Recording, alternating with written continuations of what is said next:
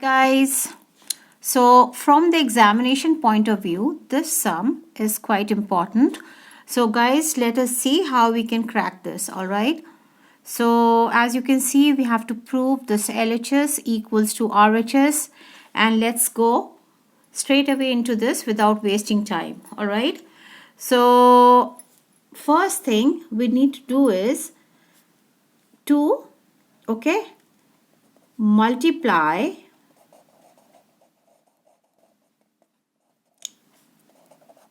the numerator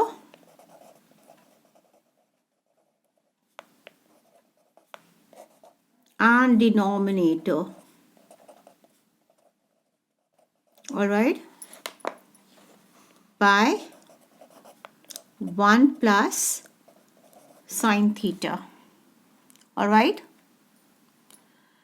so you'll come to know why do we do this.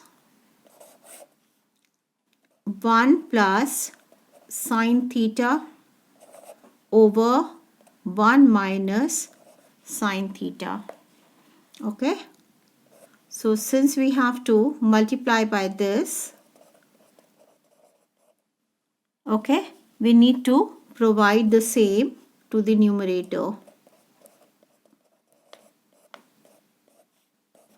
All right,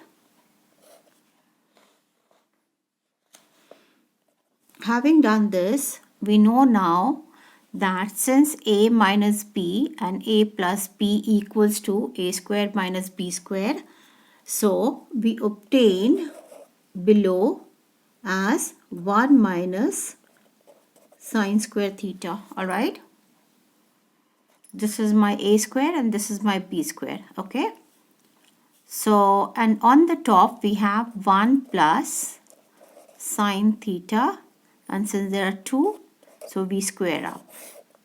All right, now let me give the reason for this. Okay, since a minus b and a plus b equals to a square minus b square. All right, so we get this.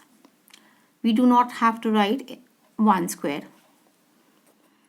Now next, we know that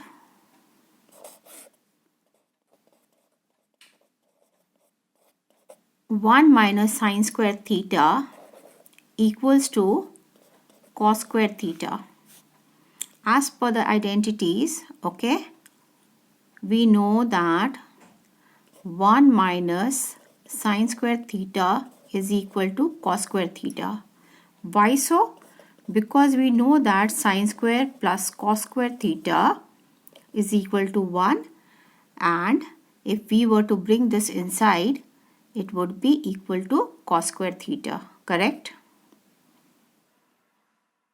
Now, what next? Having obtained square on the numerator as well as the denominator, we can straight away go to write this equals to 1. Now, our aim is to reach to sec theta plus tan theta. So, whenever the LCM is given, okay, so we can distribute it this way, isn't it? You must have done in your lower class. Since 1 upon cos theta is equal to sec theta, correct? So we can write sec theta here, and we also know that sine theta over cos theta is equal to tan theta. Therefore, LHS is equal to RHS. You people have understood. Thank you so much for watching. Bye-bye. Have a